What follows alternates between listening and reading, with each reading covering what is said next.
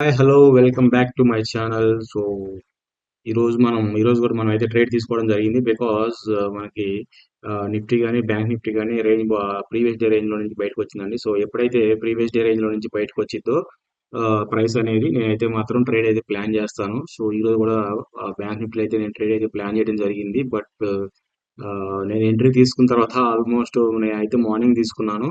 So morning తీసుకున్న దగ్గర నుండి ఆల్మోస్ట్ నేను స్టాప్ లాస్ అయితే ఇక్కడ పెట్టాను. సో అది ఆల్మోస్ట్ అది మనకి నేను తీసుకున్న టైం వచ్చేసి 10 అరౌండ్ 10:15 ఈ టైం అండి. ఆల్మోస్ట్ మనకి 12:30 ఏంటి ఆల్మోస్ట్ మనకి 1:30 ఆ రేంజ్ లో ఆ టైంకి వచ్చేవరకు మనకి టార్గెట్ అది హిట్ అవ్వడం జరిగింది.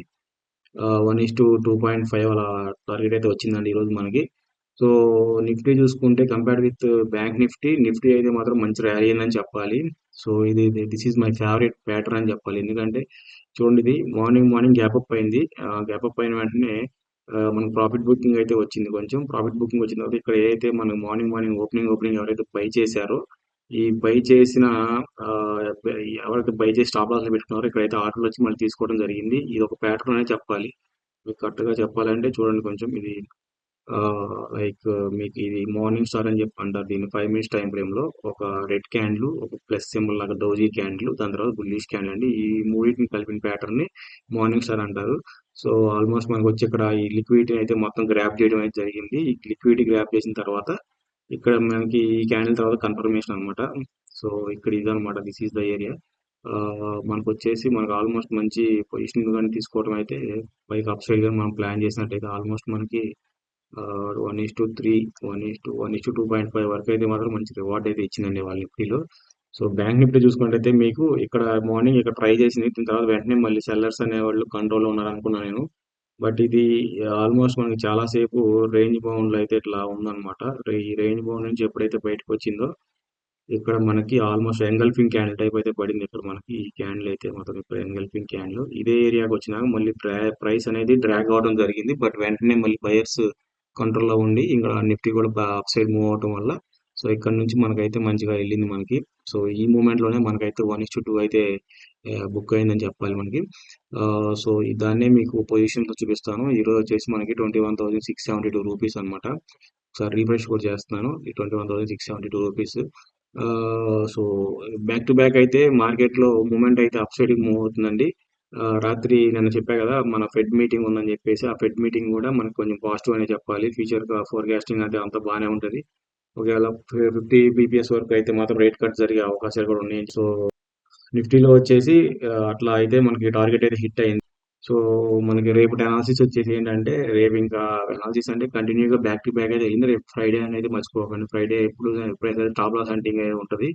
సో ఈ రోజు క్యాండిల్ ఫస్ట్ మొన్న క్యాండిల్ లో మంచి స్ట్రెంత్ కనపడింది. నెక్స్ట్ క్యాండిల్ వచ్చేసి కొంచెం స్ట్రెంత్ కనపడింది. దాని తర్వాత ఇవాళ క్యాండిల్ అనేది కొంచెం అంత ప్రైస్ అయితే పైకి మూవ్ అయిందని కానీ బట్ అంత స్ట్రెంత్ అయితే కనిపించట్లేదు.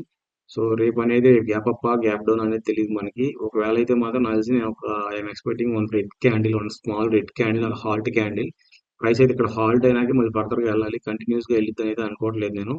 సో లెట్స్ సి మనకు రేపు ఏం జరగబోతుంది అనేది. రేపు ఇన్ కేసు ఏమైనా ఆపర్చునిటీ ట్రేడ్ తీసుకుంటా, లేకపోతే తీసుకోనండి. అండ్ కమింగ్ టు నిఫ్టీ వచ్చేసరికి నిఫ్టీ కూడా సేమ్ అంతే. 23,000 బ్రేక్ అయింది ఈ రోజు. 23,000 రెసిస్టెన్స్ గా పనిచేసింది అనుకున్నా, బట్ అది 23,000 కూడా బ్రేక్ అయిపోయింది.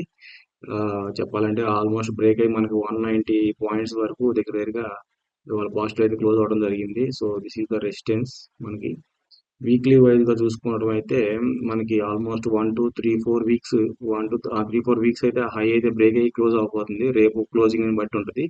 సో రేపు క్లోజ్ అయిందంటే మాత్రం వీక్లీ క్యాండిల్ మంచి క్లోజ్ అయిందంటే మాత్రం మంచి ట్రెండ్ అయితే చేంజ్ అని చెప్పుకోవచ్చు. సో బ్యాంక్ నిఫ్టీ కూడా చూసుకుంటే మీకు 1 2 3 4 5 6 7 8 9 క్యాండిల్స్ అండి. 9 weeks candles.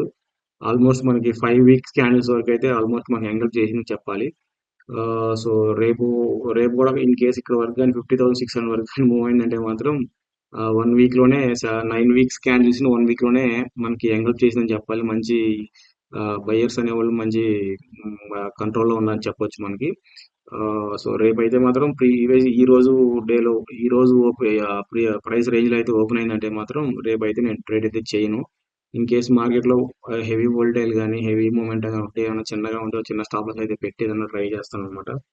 So that is the analysis. So ఇంకోటి నిఫ్టీ 50 స్టాక్స్ చూసినా మనకి మంచి ర్యాలీ అయితే కనిపించిందండి. ఈ రోజు ఎయిర్టెల్ అయితే బాగా పోయిందని చెప్పాలి. ఇది కూడా చూసుకున్నట్టయితే మీకు ఇది మనకు ఆల్మోస్ట్ మల్టీ వీక్ బ్రేక్అవుట్ లో ఉందని రెడీగా ఎవరికైనా ఇన్వెస్ట్మెంట్ ఉంటే రెడీగా పెట్టుకోవచ్చు. ఇది మళ్ళీ కంటిన్యూ అయ్యే అవకాశాలు ఎక్కువ ఉంటుంది. 17,035 అబోవ్ అయితే బ్రేక్ అయితే ఇక్కడ మనకి బ్రేక్ అయితే మాత్రం మంచి ఎంట్రీ అనే చెప్పుకోవచ్చు.